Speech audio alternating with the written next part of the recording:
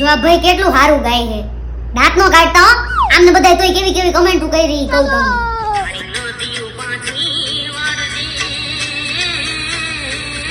ભાઈ એટલું સરસ ગીત ગાય ને તોય બધા કેવી કેવી કમેન્ટો કરી. મને કમેન્ટ વાંચીને દાંત આવ્યા. એ ભાઈ રીતે દાંત ન હાયા. એક કમેન્ટ એવી છે કે આ સાંભળીને નદીએ પોતાના વેણ પાછા વાળી લીધા છે.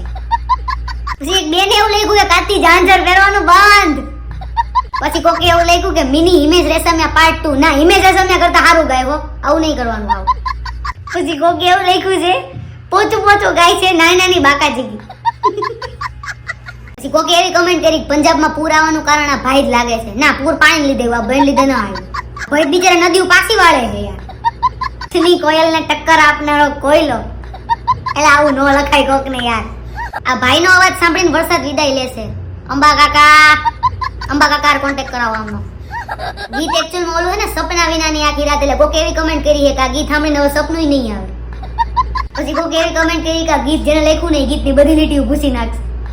પછી એક કમેન્ટ એવી છે કે ભાઈ આમાં નદીઓ નહીં દરિયો પાછો વળી જાય. કોકે એવી કમેન્ટ કરી છે કે નદી પાસે નહીં વળે ને તો હાલશે પણ તું પાછો વળી જાજે. કોક ભાઈએ કમેન્ટ કરી છે તમે ગાવાનું ચાલુ રાખો, તમારા ગીતથી જો ઇન્સ્ટાગ્રામ બંધ થઈ ગયું ને તમારું આખું બનાસકાંઠા ભેગું થઈને ઇન્સ્ટાગ્રામ ચાલુ કરાવશે. કોકે તાવો મીમે નાખ્યો બોલો. જેઠાલાલ નથી કરતો બંધ કર. કોકે એવી કમેન્ટ કરી છે કે નદી પાછી વળે ન વળે ભાઈને પાછા વાળો. કાલની માર ભાઈબંધને આંચકી ચાલુ થઈ ગઈ. એક કમેન્ટ એવી છે કે આ ભાઈને તો મુકેશ અંબાણીએ પ્રોગ્રામ કરવાનું કીધું હતું પણ આ ભાઈએ ચોખ્ખી ના પાડી દીધી.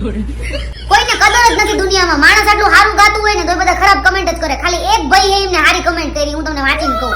તમારી અરજીને ધ્યાનમાં રાખીને તમામ નદીઓને પાછી વાળી દેવામાં આવી છે અને માનનીય અંબાલાલ પટેલની અધ્યક્ષતામાં વીજળી ભૂસવાનું કામ ચાલુ કરી દેવામાં આવ્યું છે.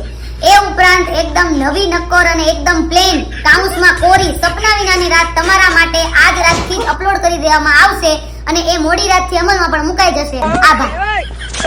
હજી આવા કોઈ સારા સિંગર સારા કલાકાર તમારા ધ્યાનમાં હોય ને તો મને ડીએમ અથવા સજેસ્ટ કરજો.